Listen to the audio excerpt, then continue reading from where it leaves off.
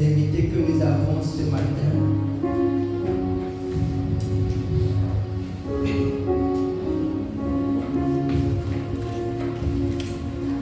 Ça nous fait.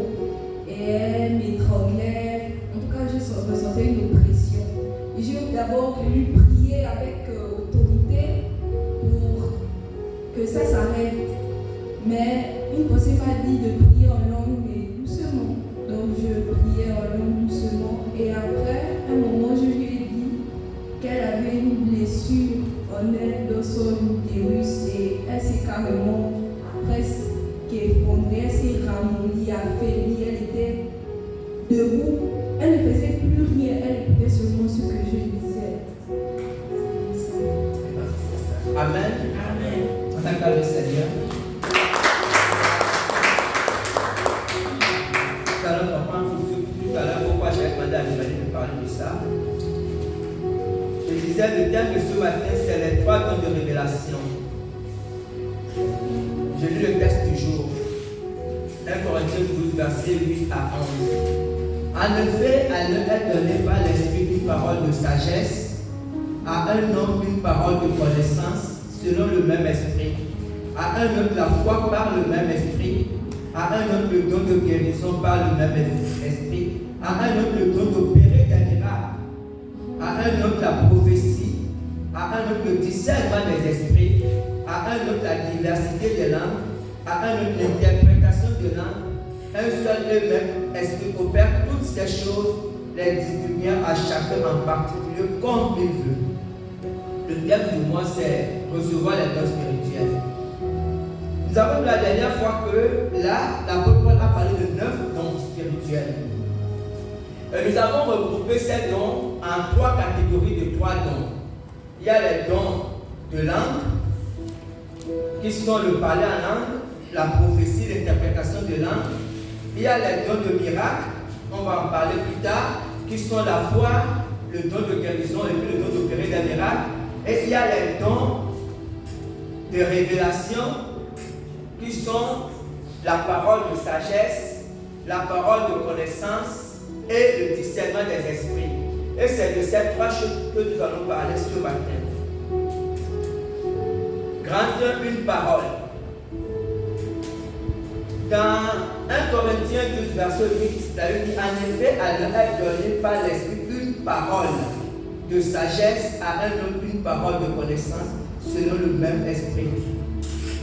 Le mot parole ici, que l'apôtre Paul a utilisé, vous savez, c'est pour faire référence à une petite portion, à une infime portion, parce que nous savons que la sagesse et la connaissance de Dieu sont immenses. Elles remplissent les cieux. Si Dieu nous donnait sa sagesse ou sa connaissance, cela va sûrement nous écraser. Donc, à un moment donné, dans une situation spécifique, Dieu donne une portion, juste une parole en fait. Dieu révèle une sagesse, une connaissance par une parole.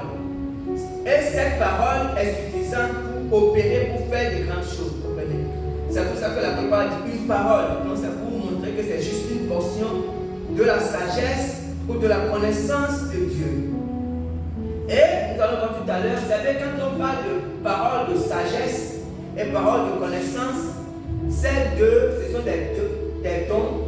Ces deux dons se ressemblent beaucoup et la plupart du temps, enfin, on confond souvent ces deux dons parce qu'ils se ressemblent beaucoup.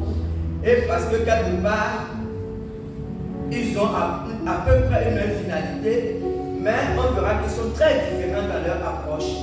Parce que la parole de sagesse, qu'on va voir tout à l'heure, donne souvent une direction et elle est souvent tournée vers l'avenir.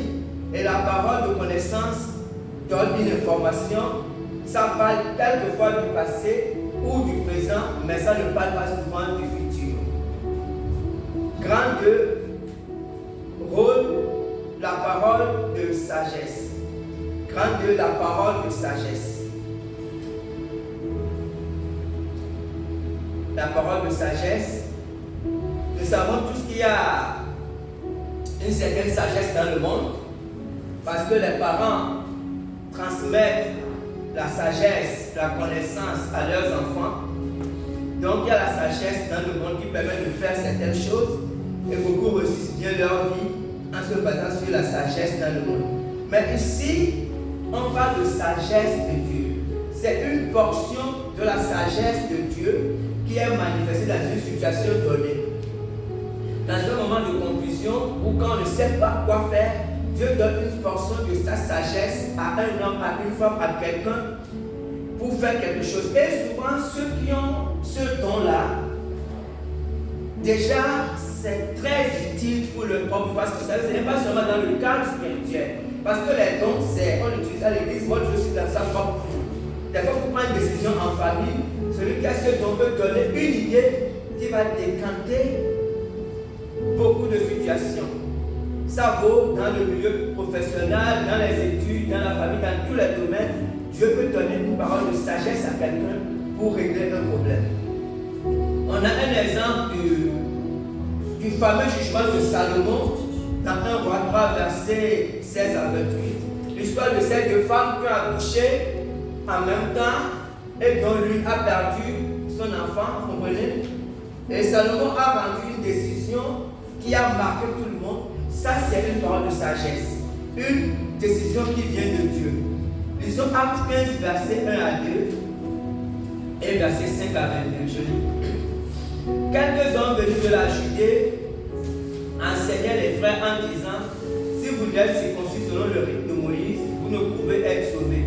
Paul et Barnabas eurent avec eux un débat et une vive discussion, et les frères décidèrent que Paul et Barnabas et quelques-uns des leurs monteraient à Jérusalem vers les apôtres et les anciens pour traiter ces questions.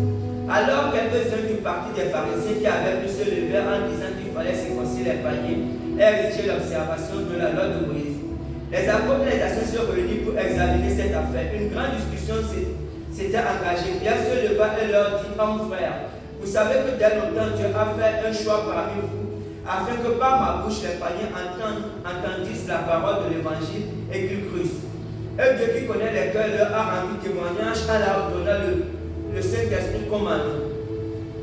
Il n'a fait aucune différence entre eux ayant purifié leur cœur par la foi. Maintenant donc, pourquoi tentez-vous Dieu a maintenant sur le cou des disciples un jour que ni nos pères nous n'avons pu porter?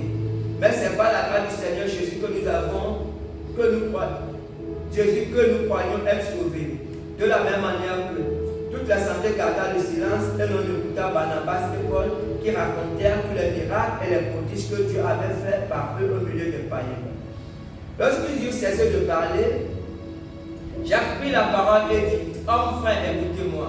Simon a raconté comment Dieu a d'abord jeté les regards sur les nations pour choisir du milieu d'elles un peuple qui porta son nom. Et avec cela s'accordent les paroles des prophètes selon qu'il est écrit: après cela je reviendrai et je relèverai de sa chute la tente de David, j'en réparerai les ruines et je la redresserai, afin que le reste des hommes cherche le Seigneur, ainsi que toutes les nations sur lesquelles mon nom est invoqué, dit le Seigneur, qui fait ces choses, et à qui elles sont connues de toute éternité. C'est pourquoi je suis d'avis qu'on ne crée pas des difficultés à ceux des païens qui se convertissent à Dieu, mais qu'on leur écrivit de s'abstenir des souillures, des idoles, de l'impudicité, des animaux étouffés et du sang. Car depuis bien des générations, Moïse a dans chaque ville des gens qui le précèdent, puisqu'on le lit tous les jours de sabbat dans les synagogues. Alors il parut bon aux apôtres et aux anciens et à toute l'église de choisir parmi eux et d'envoyer à Antioche Paul et Barnabas, Jules appelé Barsabas et Silas, hommes considérés entre les frères. Amen. Amen. Je vous ai lu un autre texte et je vais vous demander qu'est-ce que ça veut dire tout ça. En fait, ici, c'était une réunion, une grande réunion qui s'est tenue à Jérusalem. Vous savez, quand on lit l'histoire des apôtres, et c'est un peu la vie extraordinaire, on a l'impression que tout était parfait à leur époque. Loin de là, les apôtres ont rencontré des problèmes, ils ont dû se retrouver pour régler ces problèmes. Et ça, c'est l'un des problèmes qu'ils ont rencontrés parce qu'à un moment donné, quand les païens ont commencé à accepter le Seigneur, les juifs chrétiens, ceux qui étaient juifs, voulaient imposer les rites de Moïse en plus d'autres choses. Ils voulaient imposer les rites de Moïse aux païens. Et ça a créé une vive discussion au milieu des apôtres. L'apôtre Paul qui évangélisait les païens et les autres. Pierre aussi était du côté du Paul. Mais il y avait d'autres qui voulaient, les juifs, qui voulaient que les païens se circoncisent. Donc quand ils se sont retrouvés, vous voyez, la discussion était tellement vive qu'en fait, ils n'arrivaient pas à s'entendre. Et après, Jacques a reçu une parole de sagesse. Vous comprenez? C'est lorsque Jacques a parlé, quand vous lisez la fin, vous verrez qu'il a écrit même à quatre reprises. Alors il a paru bon aux apôtres. À la fin, il a dit, alors il a paru bon au Saint-Esprit et à nous. Parce que, vous savez, il peut arriver qu'on se relise pour quelque chose de spirituel, mais qu'on ne s'entende pas. Vous comprenez? Et si quelqu'un a une parole de sagesse à ce don, lorsque cette personne parle, tout le monde reçoit comme ça que là c'est Dieu qui a parlé. Quand Jacques a parlé, tout le monde s'est tué. Alors qu'avant ça, c'était de vives discussions. Les gens étaient vraiment remontés. Donc la parole de sagesse, vous savez, c'est un domaine très important au milieu de l'Église. Et cette parole permet de venir régler les problèmes. Le problème entre frères, pour trouver des solutions, même pour la conduite, pour la direction de l'église. On peut décider de faire quelque chose, mais on ne sait pas trop quoi faire, ou on peut faire même un programme, et puis ça ne marche pas. Si quelqu'un parmi nous a une parole de sagesse, le Seigneur peut utiliser cette personne pour nous dire ce qu'il faut faire. Amen. Grand 3, la parole de connaissance. 1 Corinthiens 12, verset 8, partie B. À un homme, une parole de connaissance selon le même esprit. Donc, on retient que la parole de sagesse, c'est la sagesse qui se manifeste à un moment donné pour donner une direction, pour donner une conduite à tenir. Voilà, quand vous pensez à la parole de sagesse, pensez souvent à l'avenir. C'est une projection. C'est une projection. Vous comprenez? La parole de connaissance. Il disait que ces deux-là se ressemblent beaucoup, mais la parole de connaissance parle souvent du passé ou au plus du présent. C'est une révélation qui parle ou du passé ou du présent. Lisons Actes 5, verset 1 à 5. Mais un homme nommé Ananias avec Saphira, sa femme, vendit une propriété et retint une partie du prix. Sa femme le sachant, puis il apporta le reste et le déposa au pied des apôtres. Pierre lui dit, Ananias, pourquoi Satan a-t-il rempli ton cœur au point que tu manques de cet esprit et que tu as retenu une partie du prix du champ? Si lui était vendu, ne te restait-il pas? Et après qu'il ait été vendu, le prix n'était-il pas à ta disposition? Comment as-tu pu mettre en ton cœur un pareil dessein? Ce n'est pas à des hommes que tu as menti, mais à Dieu. Ananias entendait sa parole, tomba et expira. Une grande crainte saisit tous les disciples. Amen. La plupart des chrétiens aujourd'hui, ceux qui ont l'habitude de lire la Bible, connaissent cette histoire d'Ananias et de Saphira. On ne va pas revenir sur ça. Vous voyez ici, l'apôtre Pierre a reçu une parole de connaissance. L'apôtre Pierre n'était pas avec Ananias et Saphira lorsque le groupe s'est arrangé, ils avaient leurs biens, ils étaient libres, ils se sont arrangés, ils étaient libres, sauf qu'ils ont voulu mentir aux apôtres, ils voulaient plaire aux apôtres pour mentir, vous comprenez? Donc, le Saint-Esprit a donné à Pierre une parole de connaissance, et Pierre savait exactement ce qui se passait quand les deux étaient ensemble. Voilà comment la parole de connaissance se manifeste. Et tout à l'heure, quand j'ai dit à Mélanie de parler de ce qui s'est passé, quand elle m'a raconté ça, elle a reçu beaucoup de choses. Ce n'est pas ce qui est important ce matin. Mais elle a oublié quelque chose. Quand elle m'a raconté cette femme qui l'agressait. Et à un moment donné, elle priait en langue. Elle a reçu des prières en langue. Et puis d'un coup, elle a dit à cette femme les problèmes qu'elle avait. Et elle a dit à cette femme que c'est à cause de ta mère que tu as ces problèmes. C'est que cette femme avait des problèmes dans son utérus, mais ces problèmes ont apparu dans son utérus parce qu'elle avait un différend avec sa mère. Maintenant, Mivani ne sait pas, dans le son n'a pas reçu ça, ce qui s'est passé entre cette femme et sa mère, non. Mais toujours a-t-il que le problème c'est parce que cette femme, elle a gardé la pluie dans sa mère, elle a volé à sa mère, en tout cas elle a avec sa mère, et c'est à cause de ça qu'elle avait ces problèmes dans son utérus. Et quand elle lui a parlé, la femme était totalement désarmée. Vous comprenez? Et je lui ai dit, j'ai dit à Mivani que là, Dieu te montre ça en songe. Parce que c'est en gestation en toi qu'au travers pour que ça se manifeste dans le physique, dans le réel. Vous savez, et beaucoup effectivement de chrétiens ou de païens ont des problèmes, ça peut être des problèmes de santé, des problèmes chroniques dans leur vie à cause de plusieurs choses. Vous comprenez?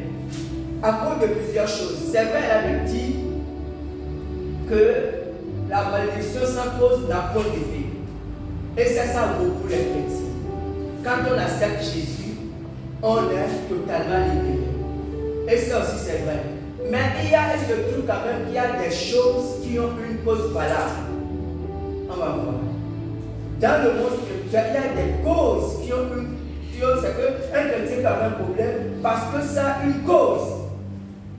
Et ce qui fait que si ce chrétien, on peut prier pour ce chrétien fatigué, le problème sera là parce qu'il y a une cause, il y a un acte à poser pour que le problème soit résolu.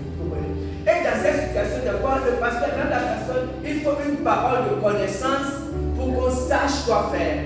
S'il n'y a pas une révélation, la personne peut passer toute sa vie dans cette situation parce qu'il faut une révélation. C'est à cela que la parole de connaissance est très très importante dans le milieu chrétien. Ça permet de régler les problèmes dans la vie des gens.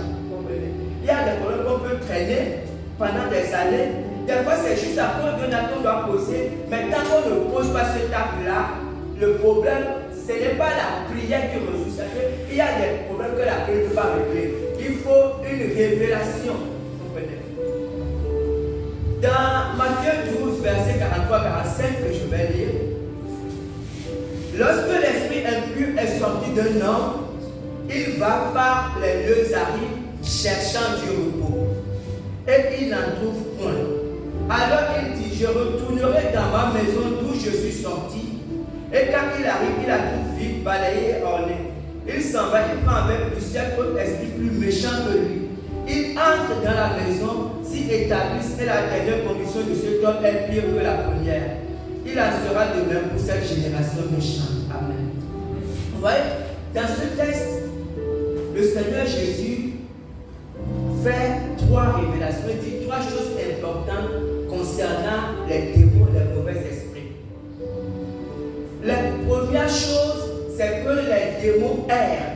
Pourquoi les démons errent? Parce que les démons, ce sont les anges déchus. Vous savez, la terre n'est pas créée pour les démons. C'est comme la terre n'est pas créée pour les anges. Quand les anges viennent, ils viennent faire quelque chose, ils repartent chez eux, au ciel. Comprenez? Dans les cieux, ils sont au 3e ciel. Mais les démons, vous verrez qu'ils ont été précipités sur la terre. Or, la terre n'est pas leur lieu d'habitation. C'est pour ça que Jésus a dit quoi? Jésus dit qu'ils errent, les démons errent. Pourquoi? Ils cherchent un corps, les démons, pour avoir. Jésus a dit quoi? Écoutez bien. Jésus dit quoi? Et il va par les lieux arides, cherchant du repos, et il n'en trouve point. Les démons, quand ils tournent, parce qu'ils ne font que voler comme des oiseaux, et ils ne se reposent pas. Pour se reposer, un esprit méchant ou doit habiter dans un corps humain ou dans un animal. Et même l'animal, c'est temporaire, vous comprenez? C'est ça que vous verrez que dans l'histoire du Gadarien, ils ont demandé à Dieu de les envoyer, parce qu'ils ont dit non, envoie-nous dans les cochons. Voilà. Parce que les démons, ils se baladent, ils cherchent des gens. Mais un démon ne peut pas entrer dans une personne s'il n'y a pas une cause. Comprenez? Donc ils cherchent, ils sont à la recherche des corps. Un démon, quand il est dans quelqu'un, pour avoir le repos, il faut qu'il habite dans un corps. Parce que la terre est pour les hommes, Dieu a créé la terre pour les hommes. Le ciel c'était pour les anges, les démons. Ceux qui sont déchus, ils ne sont pas en enfer, mais pour le moment ils aiment. C'est que quand Jésus était là, il disait pourquoi il est venu tourmenter avant le temps? Parce qu'ils étaient dans les corps, ils étaient dans les gens. Et quand un démon est dans quelqu'un, la personne devient considérée que si c'est un démon voleur, la personne va devenir voleur. Si c'est le plus, c'est parce que les gens ont des comportements, mais c'est à cause de c'est ce qui est en eux qui se manifeste. Comprenez? Quand quelqu'un a plus Saint-Esprit, la personne manifeste, la personne a les dons du Saint-Esprit. Pourquoi? Parce que c'est ce qui habite en toi. Tu es ce qui habite en toi. Comprenez? Donc, ici, pourquoi je parle de ça lié à la parole de connaissance? Pourquoi? Parce que, en fait, les gens ont beaucoup de problèmes, mais ils ne connaissent pas l'origine des problèmes. Et il faut justement qu'il y ait des gens qui ont le don de connaissance pour que Dieu leur révèle, voici l'origine de ton problème. Et ça, il faut un don, il faut le don de connaissance. Et quand on n'en a pas, tu peux avoir un frère, tu vas prier plus fatigué. Tu vas prier plus fatigué, c'est pas la prière, vous comprenez? C'est très important. Et il y a trois choses qui donnent accès aux démons dans la vie des gens. La première chose numéro 1, c'est l'idolâtrie. Tout ce qui est idolâtrie, que ce soit la magie, la divination, les horoscopes, ne jouez pas avec ces choses-là. La prédiction, ne jouez pas avec ces choses. Parce que ça, c'est un bleu. Parce que quand tu fais la divination, en fait, tu rentres directement en contact avec un esprit méchant. Donc, cet esprit va venir en toi. Après, il ne faut pas dire que le pasteur a prié pour toi. Le pasteur peut prier fatigué. Vous comprenez? Donc, l'idolâtrie, la sexualité, dans les déviations, tout ce qui est lié au horoscope, divination, lié aux dépravations sexuelles, toutes ces choses-là, c'est les viols. Vous savez, les insectes, vous savez ce qui est dommage, on va penser dans le monde satanique, ou chez les gens, c'est que même la personne qui est traumatisée, c'est-à-dire que quelqu'un qui est violé peut avoir des démons en lui. Parce que la personne qui a été traumatisée ou brutalisée développe une haine pour la personne qui lui a fait ça. Chez nous les hommes, on dirait que c'est injuste. Mais dans le monde spirituel, la haine permet d'autres accès à Satan. C'est ça, vous savez, c'est quand Dieu nous demande de pardonner à nos ennemis, quelquefois on ne comprend pas, on peut te dire, mais est-ce que l'apôtre Paul a dit quoi? Quand l'apôtre Paul dit quoi? Quand vous vous mettez en colère, Éphésiens 4, il dit, si vous vous mettez en colère, ne péchez point, que le Seigneur s'occupe parce qu'il va être colère, et ne donnez pas accès au diable. Ça veut dire qu'en fait, la colère ou cette haine que tu peux avoir pour quelqu'un qui t'a fait, la personne t'a fait du mal, et Dieu sait que cette personne t'a fait du mal. Mais si tu veux faire justice, tu es fâché comme cette personne, tu vas donner l'accès à un esprit méchant. Parce que l'esprit méchant, lui, quand il y a la colère, quand il y a la haine, lui, c'est ça, c'est là où c'est son terrain. Vous comprenez? Ce qui fait que il y a des gens, même les enfants, qui sont abusés. Des fois, quand vous suivez les films, ou même quand on suit les choses, comment on dit ça? Ou quand on suit l'histoire des enfants qui ont été dans l'affaire, qui ont été avec les prêtres, souvent en France, qui ont été abusés. Quand vous voyez ces enfants, leur vie est gâchée, même quand ils deviennent des adultes. Parce qu'ils gardent ce traumatisme-là. Ça n'a été jamais traité. Parce que vous savez, c'est les blessures de l'âme. Et ces blessures de l'âme font entrer des démons. Et quand ces démons-là viennent dans la vie de cette personne, il peut devenir, il peut se marier, mais ça ne finit plus jamais pareil. Vous comprenez? Jusqu'à ce que ce traumatisme soit traité. Et si cette personne vient chez un pasteur, il faut qu'il dise au pasteur ce qu'il a vécu pour qu'il fasse une cure d'âme. Une cure d'âme, c'est quoi? C'est pas chasser les démons. C'est pour qu'il commence à pardonner à celui qui a violé. C'est ça d'abord. S'il ne fait pas ça, on peut prier pour lui fatiguer. Parce qu'à partir du moment où c'est vrai que c'est lui qui a subi un traumatisme, mais si il garde ses rancune, on peut prier pour lui fatiguer. On perd du temps. Parce qu'il doit parler, il doit demander à Dieu de l'aider à pardonner. Et quand il pardonne, on n'a même plus besoin de prier pour lui. Parce que l'esprit méchant est là à cause de la rancune. C'est tout. Et quand on règle le problème, cet esprit part tout seul. Vous comprenez? C'est pour ça que c'est très important la parole de connaissance. La parole de connaissance est très utile dans une église. Ou même en dehors de l'église. Même en cas d'évangélisation. Lorsque, comme le casquet a dit, lorsque tu prêches l'évangile à quelqu'un, la parole de connaissance te permet de parler à la personne de quelque chose d'intime qui a trait à sa vie. Vous comprenez? Et cette personne, même si c'est une personne depuis qu'elle soit défensive, la personne est totalement désarmée parce que la personne voit la manifestation de la puissance de Dieu. Vous comprenez? Donc c'est les dons que nous devons chercher. Amen. Amen. Grand 3. Donc on a dit que la parole de connaissance, en fait, c'est la révélation. Ça parle du passé ou du présent, mais ça révèle la vie des gens ou la source, l'origine des problèmes. Amen. Grand 3. On va peut-être la verset le discernement des esprits. Éphésiens 6, 22. Car nous n'avons pas à lutter contre la chair et le sang, mais contre les dominations, contre les autorités, contre les princes de ce monde de ténèbres, contre les esprits méchants dans les lieux célestes. L'apôtre Paul nous dit clairement que notre combat, ce n'est pas avec les hommes. Vous savez,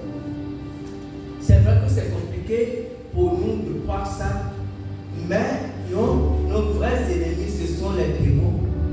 Et les démons sont organisés pour faire du mal aux hommes. Ce n'est pas seulement nous, les chrétiens, mais pour les hommes de façon générale. Quand vous voyez les gens se déchirer, les démons sont dans les gens. Les démons habitent les gens. Et ces démons poussent les gens à poser des actes. Voilà l'origine du péché. Quand Adam est rentré en contact avec Satan, le péché est né à ce moment-là. Et ça va continuer jusqu'à, vous verrez pourquoi il n'y aura plus de péché au ciel. Parce que les démons ne seront plus là.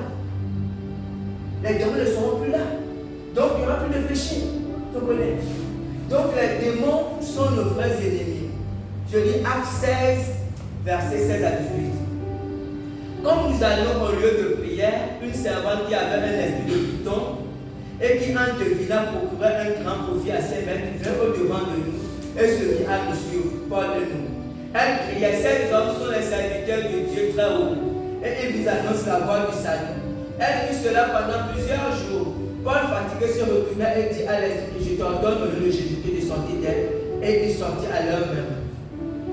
Dans ce passage, l'apôtre Paul a discerné un esprit de python. Il a dit l'esprit de python.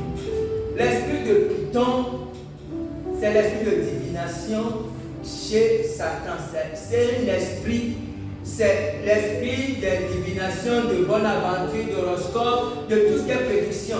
Quand vous passez dans la rue, quelqu'un vous dit viens, je vais te lire la main. C'est cet esprit qui agit. Et c'est très dangereux. Ne donnez jamais votre main à quelqu'un, même si c'est pour jouer, pour que la personne vous lise. Qu'est-ce qui se passe en réalité? Comprenez bien, Dieu a créé tous les hommes. Et Dieu a un avenir pour tous les hommes. Et l'avenir de Dieu pour tous les hommes, c'est que chaque personne accepte Jésus. C'est quand un homme, une femme accepte Jésus, que le plan de Dieu commence. Avant ça, Dieu le protège, Dieu le garde, Dieu le bénit, tout. Parce que comme Jésus a dit que Dieu son soleil se lève sur les bons et les méchants. Voilà. Mais quand quelqu'un accepte Jésus, cette personne autorise Dieu à diriger sa vie. Ça dépend, il peut autoriser un peu, beaucoup, ça dépend, mais au moins Dieu commence à agir dans sa vie. Mais en dehors de ça, Dieu a donné le libre arbitre à l'homme. C'est-à-dire que l'homme est libre de faire comme il veut sa vie.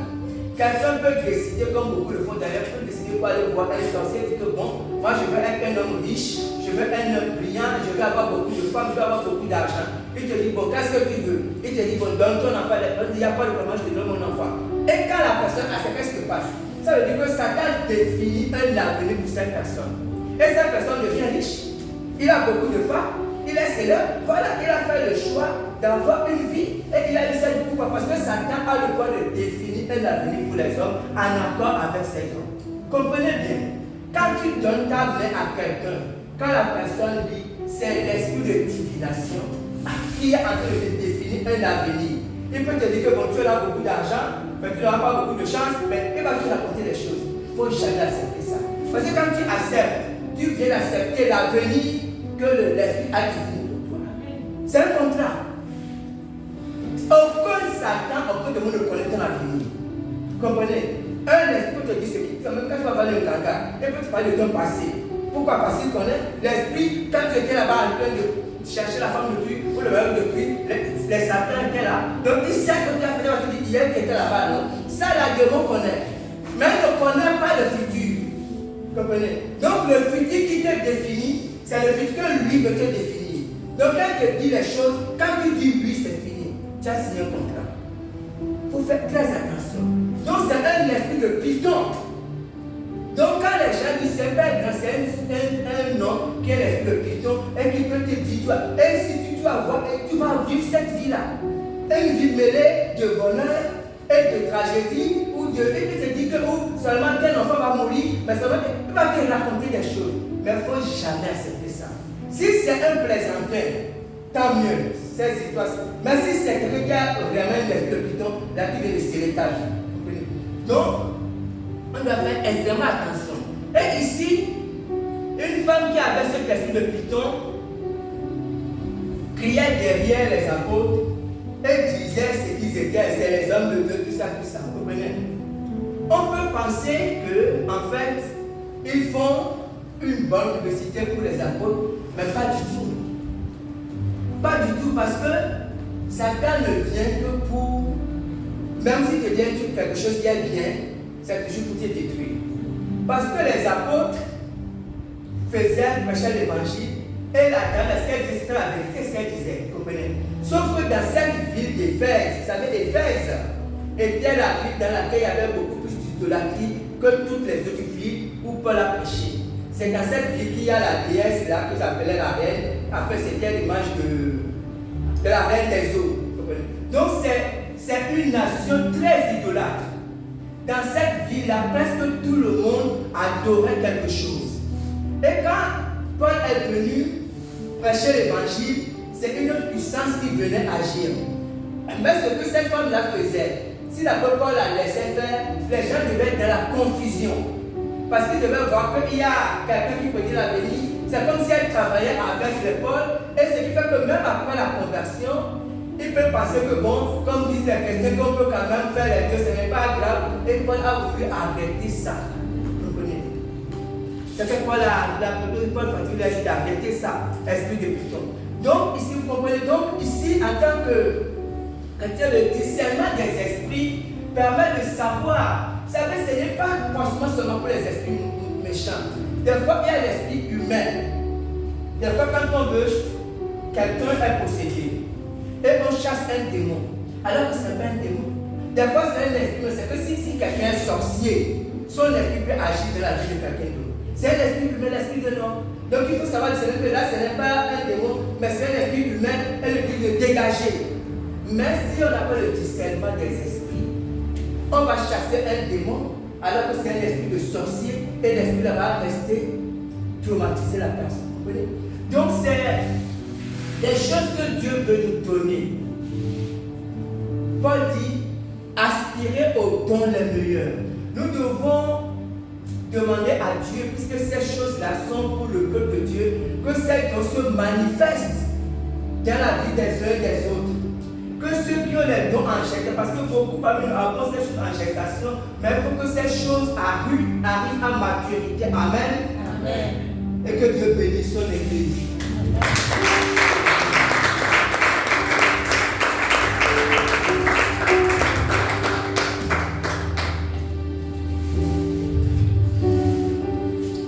J'ai vu un homme sur la croix, c'est merveilleux.